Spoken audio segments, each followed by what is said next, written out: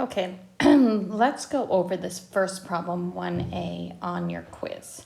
So solving this inequality, and I said when there was rational equality, it's best to bring over anything on the other side, and so that you have one side equal 0, especially if there's an absolute value, which there is in this case. So let's do that. So if I bring over the 1,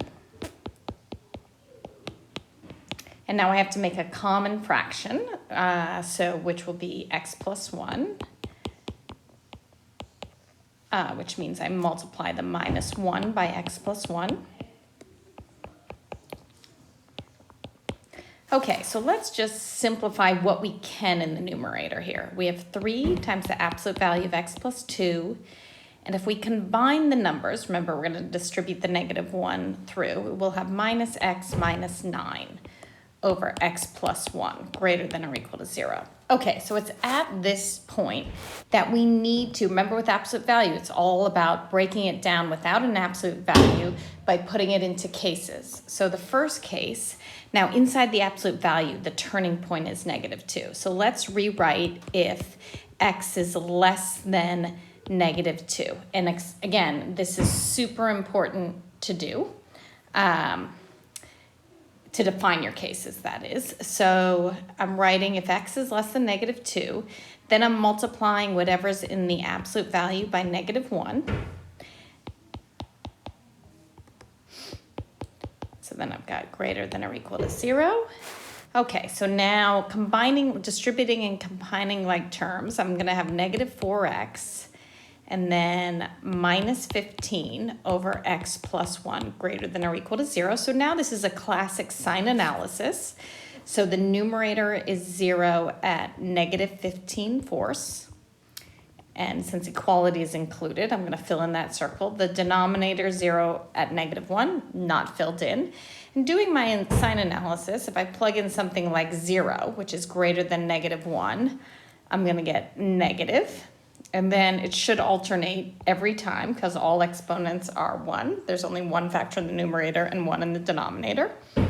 Okay, so again, I want where it's greater than or is equal to 0, which if I just looked at my sign chart would be negative 15 fourths to negative 1. But remember, because of my restriction that I put even to create this inequality, and eliminate the absolute value, I'm only putting in values less than negative 2.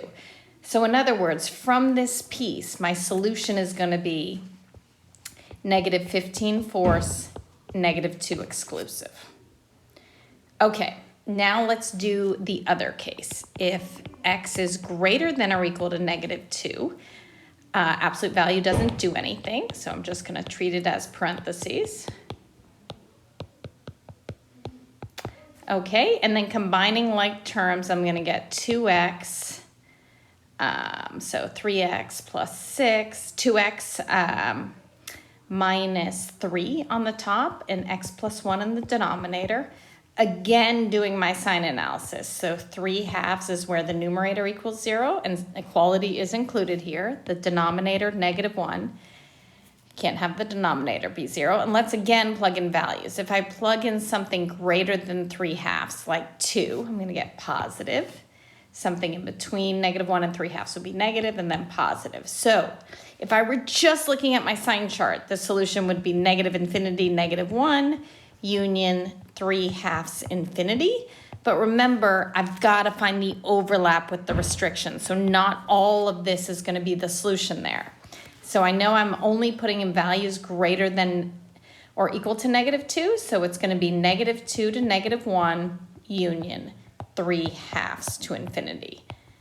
Oops, 3/2. So now I look at both my solutions and put them together. So it looks like even though negative 2 wasn't covered in the x less than negative 2 solution, it's covered in the other one. So I'm going to write my solution as negative 15 fourths to negative 1 union 3/2 to infinity. And the procedure is always the same there. again, breaking it up into cases, solving each case using sign analysis, but then looking back at what the case is, because you'll need the overlap between the restriction and your answer using sign analysis, and then putting your solutions together.